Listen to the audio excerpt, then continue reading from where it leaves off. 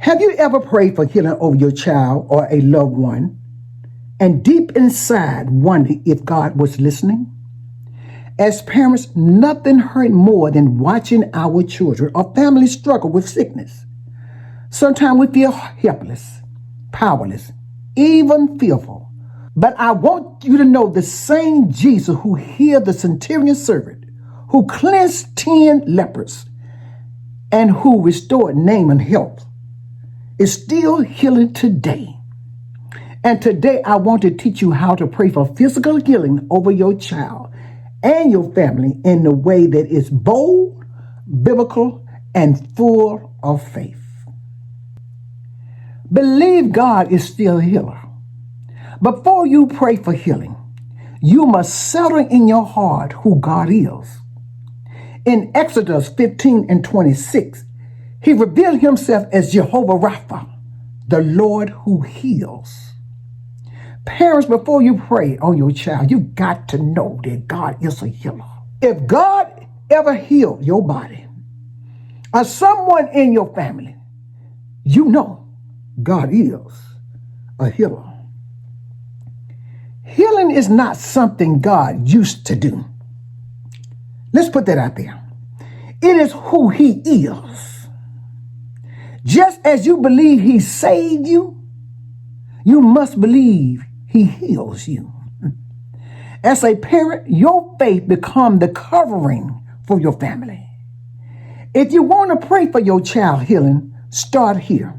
Say, Lord, I believe you still the healer today. You got to know that. You have to know that in order to pray. Speak God's word over the body. Let's look at the centurion. He was a Roman officer, not even a Jew, but he understood authority. His servant was sick and paralyzed, lying at home in great suffering. The centurion came to Jesus and said, speak the word only, and my servant will be healed. He didn't need Jesus to come to his home physically. He believed one word from Christ was enough. Jesus marveled at that faith. And he said, go your way, and as you have believed, so let it be done for you. And that servant was healed at that very hour. Parents, this shows us something powerful. When you pray, speak God's word directly over your child's body. When you pray, the scripture, Isaiah 53:5, pray this over your child's body, that he was wounded for our transgression, he was bruised for our iniquity, the chastisement of our peace was upon him, and with his stripe we are here. Don't focus on the sickness. Focus on the word, and the word is spoken over your child and what God can do. Like the centurion, believe that God's word is enough. Cry out for mercy in prayer. In Luke 17, Jesus was on his way to Jerusalem when 10 lepers met him. They stood afar off because leprosy made them outcasts. And they lifted up their voice crying, Jesus, Master, have mercy upon us. Jesus didn't touch them. He simply replied, go show yourself to the priest. And as they went, they were healed. Notice this.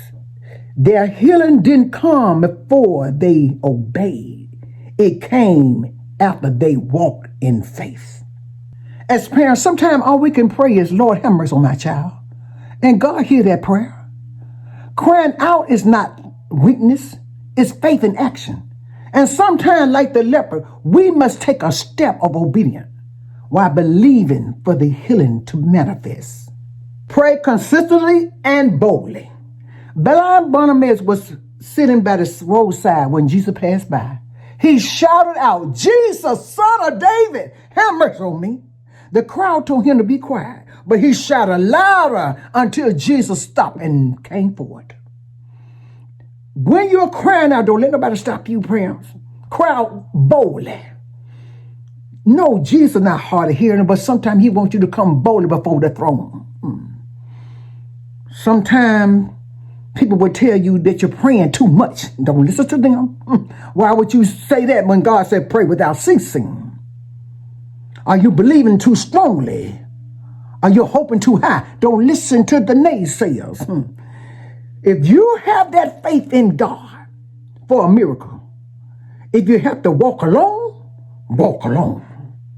Don't listen to naysayers. Don't listen to people that are going to weigh your spirit down and make you doubt God.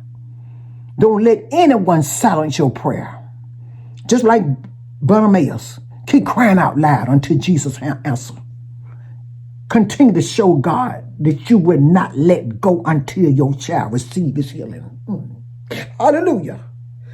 Be like Jacob. I will not let go. I will not let go of this prayer until you bless me. Obey God's instruction. Naaman was a mighty centurion commander, but he had leprosy. This man traveled to Israel seeking healing, and the prophet Elisha didn't come to the door. Instead, he sent a messenger saying, go and wash in Jordan 7 times, and your flesh will be restored. Naaman was furious. Why was he furious? Well, Jordan River was muddy, he thought.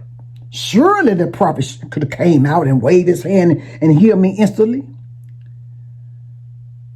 As children of God, I want you to know God's ways are not our ways.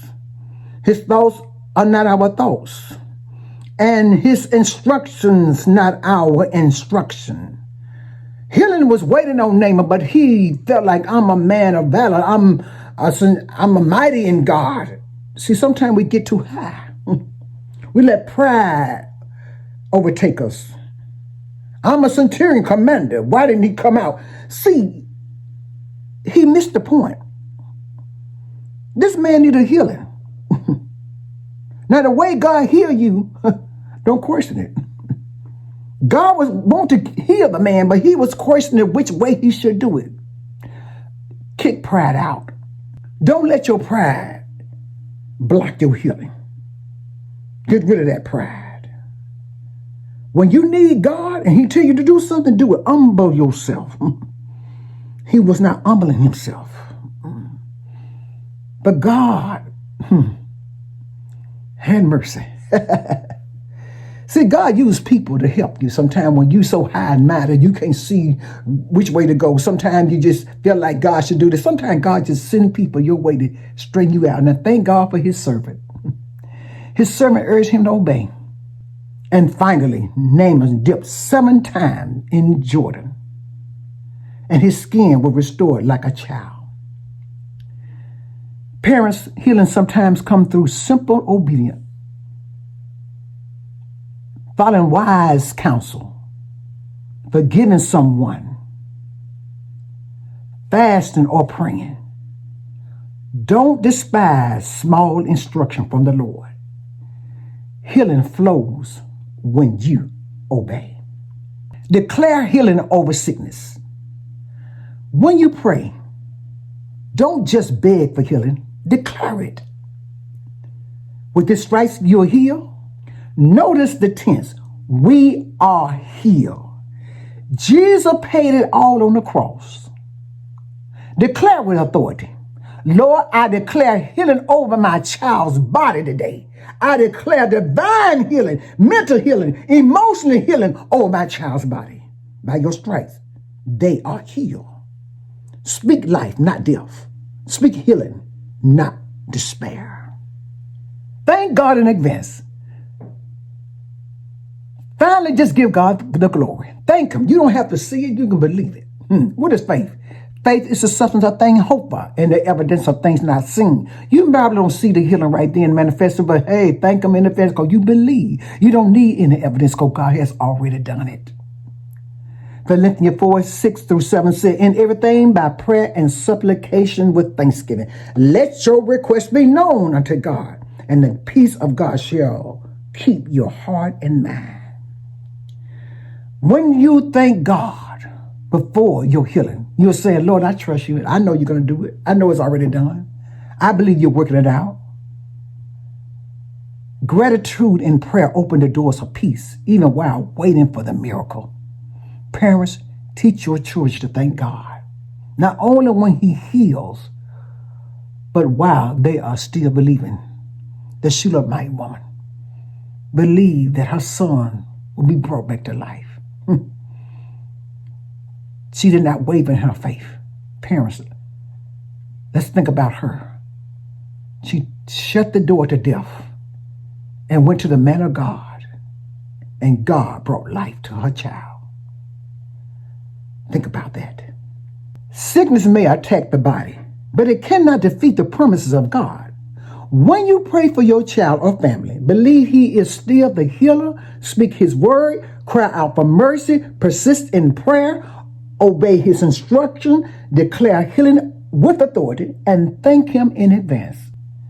If this teaching bless you, share it with another parent who needs encouragement today. And remember, your prayers carry power because your God still heals.